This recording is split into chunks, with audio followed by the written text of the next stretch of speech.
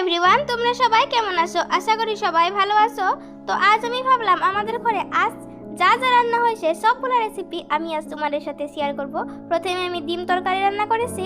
তার জন্য দেখে নাও, নুন হলুদ দিয়ে ভালো করে ডিমগুলো ভেজে নিলাম। এইগুলো কিন্তু সিদ্ধ করে রাখা ডিম, আগে আমি সিদ্ধ করেছিলাম। তারপর এখানে কড়াইতে আবার তেল দিয়ে তেলটা গরম হওয়ার পর এখানে দিয়ে দিলাম পেঁয়াজ কুচি, টমেটো কুচি, তারপর পরিমাণ মতো নুন হলুদ এইগুলো ভালো করে ফ্রাই করে নেব।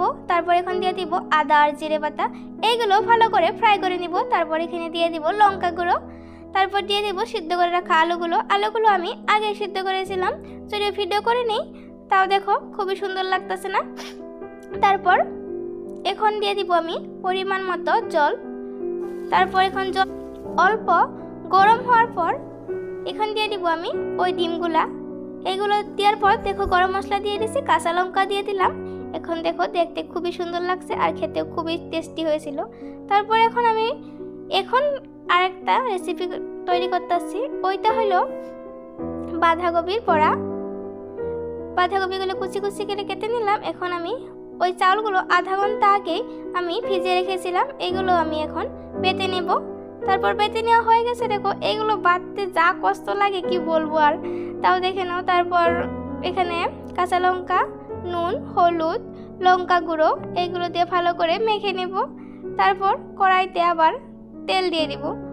কড়াইতে তেলটা গরম হওয়ার পর এখন আমি ওই মেখে রাখা বাঁধাকপিটা অল্প অল্প করে ছোট ছোট করে বড়া আকারে ভেজে নেব।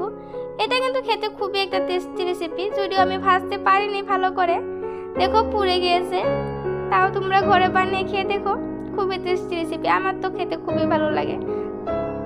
তাও দেখো হয়ে গেছে আমার, একটা করে ভেজে নিলাম।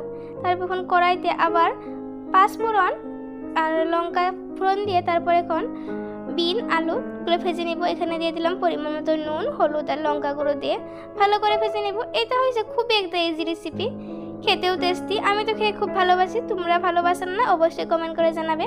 তারপর এখন আমি শুকনো মাছ রান্না করব, ওইগুলোর জন্য নুন হলুদ দিয়ে ভালো করে কড়াইতে এই শুকনো মাছগুলো রান্না করে নিব।